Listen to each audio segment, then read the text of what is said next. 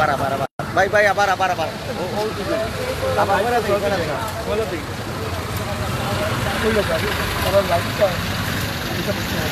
সম্মানিত উপস্থিতি, আজকে আমরা এই সিভিল সাপ্লাই রাস্তার সামনে মানববন্ধন করার কারণ হলো আম্বরখানা থেকে শাহীদগাঁ পর্যন্ত যে রাস্তাটি অত্যন্ত ভয়ঙ্কর অবস্থা, এখানে প্রত্যেক দিন মারাত্মক অ্যাক্সিডেন্ট হয়। মাননীয় মেয়র মহোদয়, আপনার সাথে ব্যক্তিগতভাবে অনেকে যোগাযোগ করেছেন, আপনি বিভিন্ন অজুহাতে বলেছেন এটি সড়ক জনপথ বিভাগের রাস্তা, তখনও বলেছেন ড্রেন না করে রাস্তা সংস্কার করা যাবে না। আমার বিশ্বাস আপনার অত্যন্ত ইচ্ছা থাকলে, আন্তরিকতা থাকলে এই রাস্তাটি মেরামত করা আপনার জন্য কোনো ব্যাপারই না। আপনার মহৎ উদ্যোগ থাকলে এই রাস্তাটি 2 দিনের ভিতরে মেরামত করা সম্ভব। আমি আবারও আপনাকে বিনীত অনুরোধ করছি, আপনি সিলেট শহরকে সুন্দর করছেন, সাজাচ্ছেন, কিন্তু মেইন রাস্তাটি এই অবস্থায় রেখে আপনার কোনো সৌন্দর্যই আপনাকে প্রভাবিত করবে না। আমার বিশ্বাস আপনি আমাদের এই মূল্যায়ন করবেন আমাদেরকে, এবং আমাদের এই রাস্তাটি খুব দ্রুত সংস্কার করে আপনি আপনার সুনামক্ষণ রাখবেন। আমি আপনার দৃষ্টি আকর্ষণ করছি, আপনার মাধ্যমে স্থানীয় ওয়ার্ড কাউন্সিলর যারা আছেন তাদেরও বলছি, আপনাদেরও দায়িত্ব আছে আমাদের সাথে আসার। হয়তো আপনারা আপনি জানেন না, এই জন্য আসেন নাই, আপনারাও এই দায়িত্ব নিতে পারবেন না। আমার আবারও বিনীত অনুরোধ, মাননীয় মেয়র মহোদয়, আপনি উদ্যোগ নিয়ে রাস্তাটি 1 সপ্তাহের ভিতরে মেরামত করে দিবেন। ধন্যবাদ সবাইকে। আসসালামু আলাইকুম। এ পর্যায়ে বক্তব্য রাখার জন্য আমি অনুরোধ জানাচ্ছি সুরমা বয়স ক্লাবের সাবেক সাধারণ সম্পাদক, সিলেট ফুটবল খেলবার কল্যাণ কমিটির সম্মানিত সাধারণ সম্পাদক জনাব গোলাম জাকারিয়া চৌধুরী শিবলু সাহেবকে বক্তব্য রাখার জন্য অনুরোধ জানাচ্ছি। সম্মানিত উপস্থিতি, আমাদের একটু আগে আপনারা যিনি যার বক্তব্য শুনে গেলেন, ইনি হচ্ছেন আমাদের অতি শ্রদ্ধেয় বড় ভাই সুরমা বয়স ক্লাবের উপদেষ্টা মণ্ডলীর সম্মানিত সদস্য, বিশিষ্ট আইনজীবী। আপনারা সবাই ওনাকে চেনেন, শকত ভাই নামে পরিচিত। আমি শকত ভাইকে ধন্যবাদ জানাচ্ছি আমাদের সাথে একাত্মতা পোষণ করার জন্য। সম্মানিত উপস্থিতি, আমরা আজকে যে জন্য একাত্মতা পোষণ করে সবাই আপনারা সবাই জানেন, আম্বরখানা থেকে টিলাগড়ের যে রাস্তাটি, সেই রাস্তাটির বেহাল অবস্থা দীর্ঘদিন ধরে পড়ে রয়েছে। আপনারা জানেন সিলেটের অনেক ঐতিহ্যবাহী রাস্তা রয়েছে, তার মধ্যে অন্যতম একটি রাস্তা হচ্ছে আম্বরখানা থেকে টিলাগড়, এই পয়েন্টটি সেই পয়েন্টটি।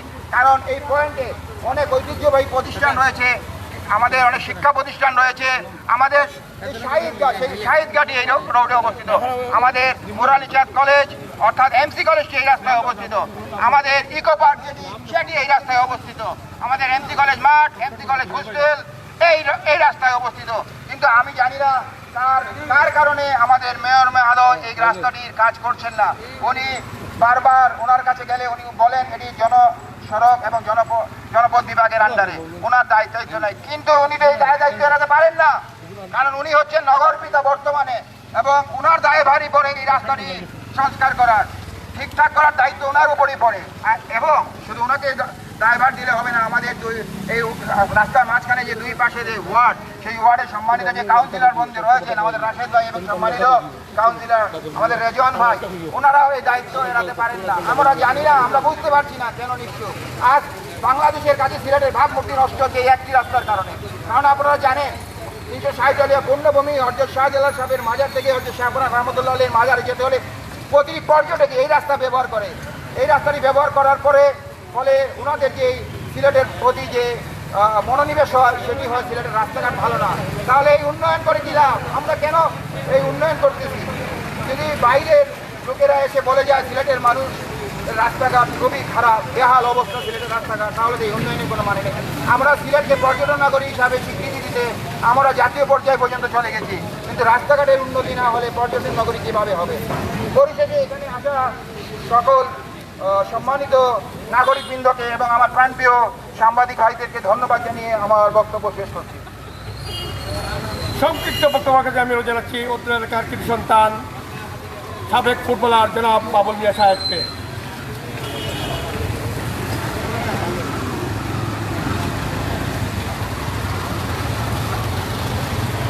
সম্মানিত পথচারীবৃন্দ, উপস্থিত সুধীবৃন্দ এবং সাংবাদিকবৃন্দ, আপনারা জানেন আমরা আম্বরখানা থেকে টিলাগড় পর্যন্ত যে রাস্তাটি গেছে, এই রাস্তাটি আমরা সংস্কার করার জন্য আমরা আজকের এই মানববন্ধন করছি। আমি মেয়র মহোদয় এবং দুই কাউন্সিলর সাহেবের কাছে অনুরোধ করব যে আপনারাও এই ব্যাপারে একটু কথাবার্তা বলে এই রাস্তাটি যাতে 2 দিনের ভিতরে সংস্কার হয় বা সংস্কার কাজ শুরু হয় সেই ব্যবস্থা আপনারা করবেন, এই আশাবাদ ব্যক্ত করে আমি আমার সংক্ষিপ্ত বক্তব্য শেষ করছি।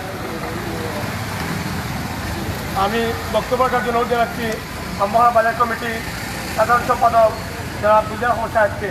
পরের বক্তব্য রাখবেন আমাদের সিনিয়র সাংবাদিক আমিনুল ইসলাম এলিয়া সাহেব, পরবর্তী বক্তব্য রাখবেন। সম্মানিত উপস্থিতি, আমরা অত্যন্ত দুঃখ ভারাক্রান্ত নিয়ে এই রাস্তায় দাঁড়িয়ে প্রতিবাদ করতে হচ্ছে। এই রাস্তায় এই রাস্তাটা খুব গরম বক্তব্য দেন, যাও কি তাই রকম সাধারণ মানুষ করে এই রাস্তা দিয়েই আধ্যাত্মিক সাহেবের বাজার দিয়ে রোডে না। এই সময় এক সময় এই রাস্তাটার নাম ছিল এমসি কলেজ রোড, কেউ কেউ শাহপুরান রোড বলতো, আবার ইদানিংকালে এই পর্যটন নগরে সিলেটে কেউ জাফলং রোড বলে অবহিত করে। অতএব এই রাস্তা দিয়ে গুরুত্বপূর্ণ স্থান সময় যাওয়ার পরও এই রাস্তার অবস্থা দেখলে মনে হয় না এটা সিলেট সিটি কর্পোরেশনের কোনো রাস্তা বলে। অতএব আজকের এই সভা থেকে মাননীয় মেয়র মহোদয়ের প্রতি আমি উদাত্ত আহ্বান জানাচ্ছি যে আপনি কোনো ধরনের ঠেলাঠেলি না করে, যেহেতু আপনি আমাদের 27টা ওয়ার্ডের এই মেট্রোপলিটন সিটির আপনি আমাদের নগর পিতা।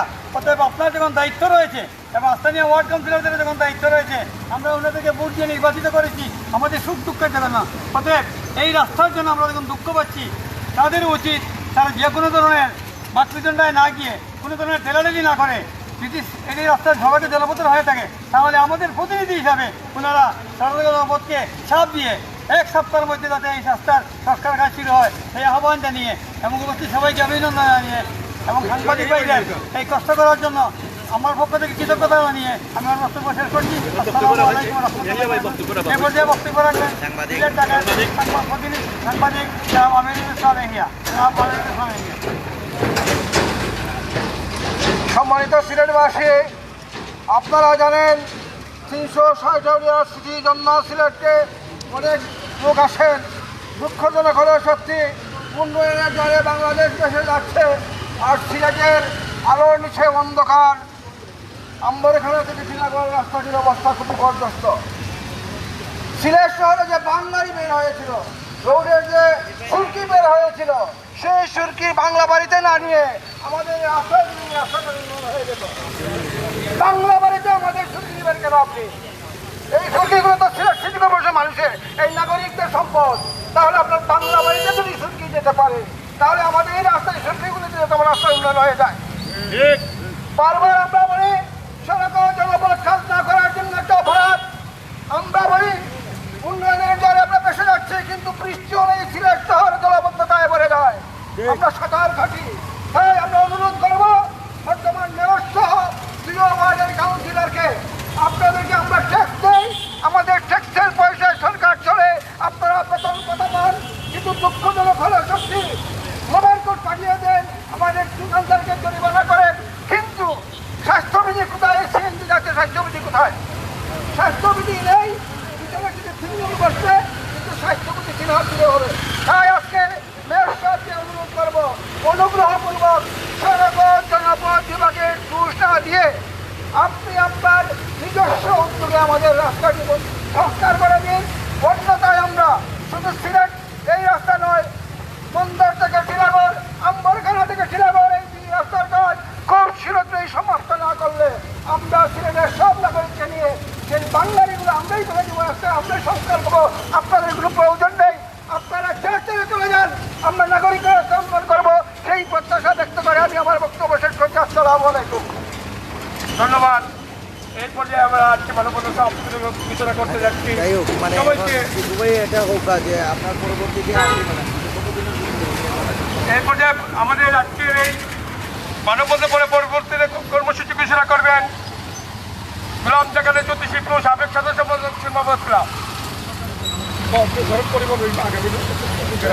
সম্মানিত উপস্থিতি, আমাদের এখানে উপস্থিত সবার সাথে আমরা আলাপ আলোচনা করে একমত পোষণ করেছি আগামী বৃহস্পতিবারের ভিতরে যদি সড়ক এবং জনপথ বিভাগ কিংবা আমাদের মেয়র মহোদয় এই রাস্তার দায়িত্ব আছেন, যদি রাস্তার কাজে হাত না দেন, রাস্তাকে সংস্কার না করেন, তাহলে আগামী শুক্রবার থেকে আমরা ইনশাআল্লাহ সিলেট সুরমা বয়েজ ক্লাবকে সামনে নিয়ে সিলেটের সর্বমহলকে নিয়ে এবং সিলেটের সর্বস্তরের নাগরিকবৃন্দকে নিয়ে আমরা একটি বিশাল আন্দোলন কর্মসূচি ঘোষণা করব এবং শুক্রবার থেকেই আমাদের সেই আন্দোলন কর্মসূচি ইনশাআল্লাহ অনুষ্ঠিত হবে যদি আগামী বৃহস্পতিবারের ভিতরে এই রাস্তা সংস্কারের কোনো উদ্যোগ মাননীয় মেয়র মহোদয় না নেন। ধন্যবাদ সবাইকে, পরিশেষে উপস্থিত সবাইকে ধন্যবাদ জানিয়ে আমি আজকের এই মানববন্ধন কর্মসূচির সমাপ্তি ঘোষণা করছি। ধন্যবাদ সবাইকে। ধন্যবাদ।